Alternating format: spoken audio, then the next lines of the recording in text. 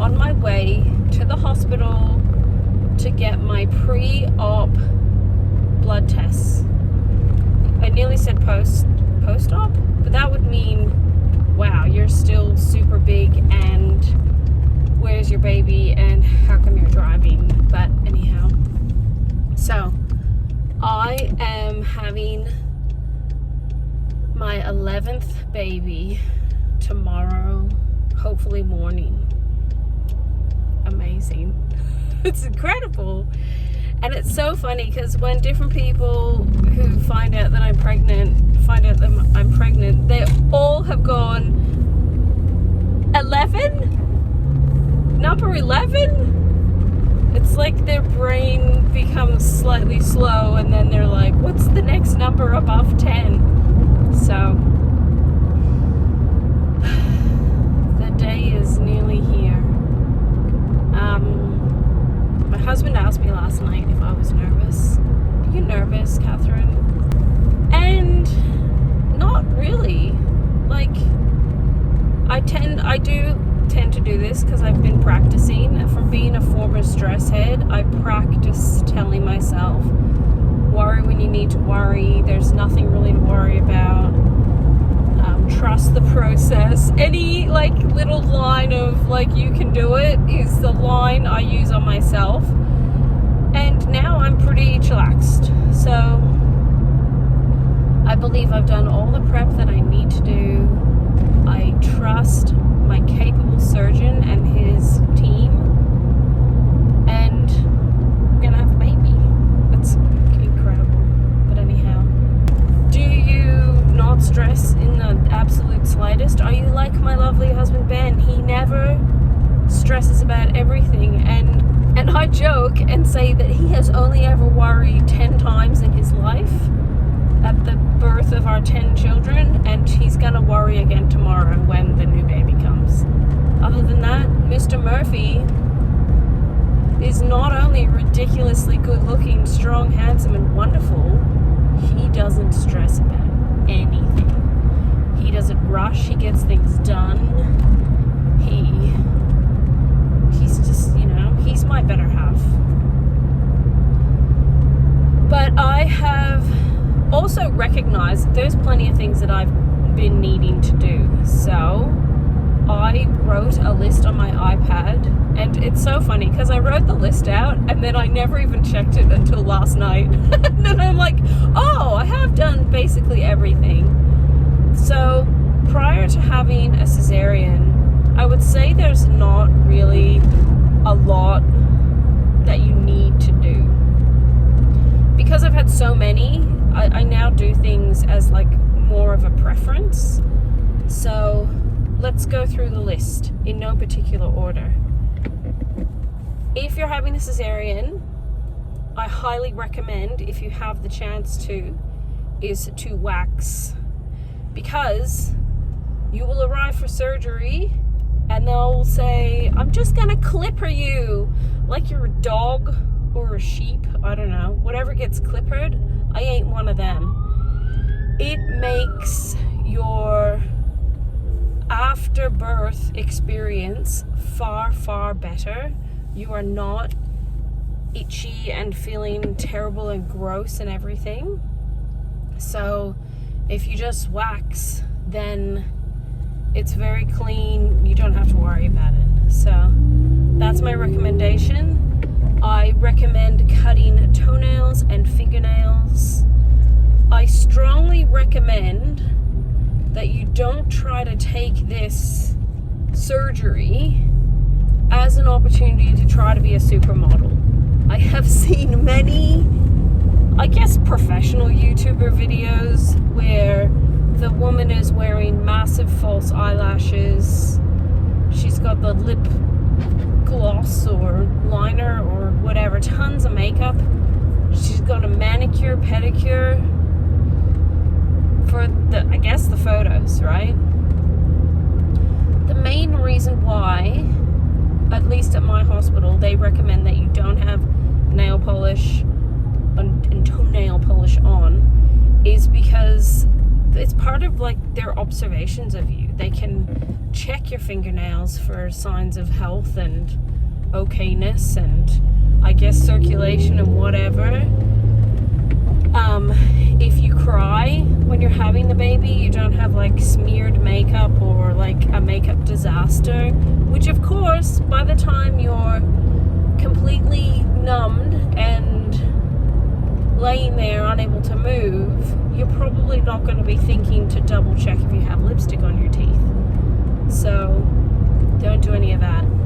The night before surgery, I very strongly recommend that you drink as much water as you can. Not like heaving it down and gulping it like crazy, but just a lot of water, right? And you make sure that you're very well hydrated. It's important to be hydrated. Eat a good dinner. Have a lot of protein.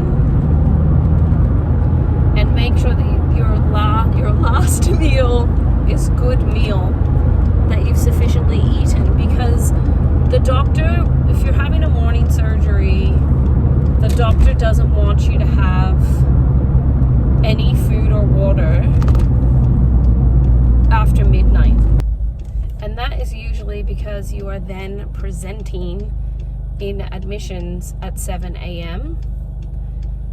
I would say to be told that you're going to get admitted at 7, I don't think there's any chance the caesarean will happen before 8:30 as a guesstimation. Surgeries can be delayed if there's an emergency or some kind of problem. Those people who need more help than you, because you're considered an elective caesarean, if it's pre-planned, then if there's emergency caesareans, if there's anything that the operating room is needed for, you may be bumped off the list. Packing your bag is important.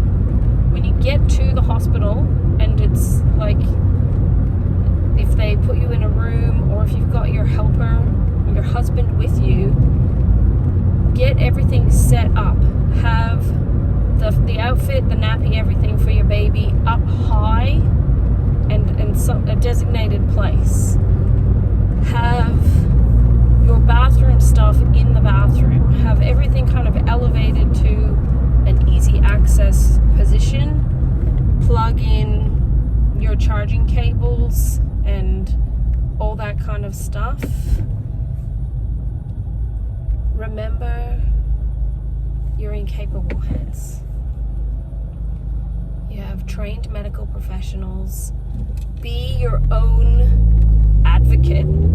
If you don't understand something, if you are worried about something, if you're unsure, speak up for yourself or have a person with you that will speak up for you.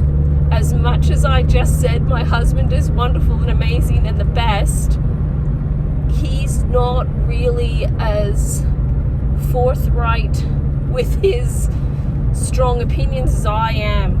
So you can't necessarily think your husband's, gonna say, hey, why are you doing that to my wife? But you could word him up a bit. It may not concern you. You may love being bossed around and having things done to you that you don't agree with.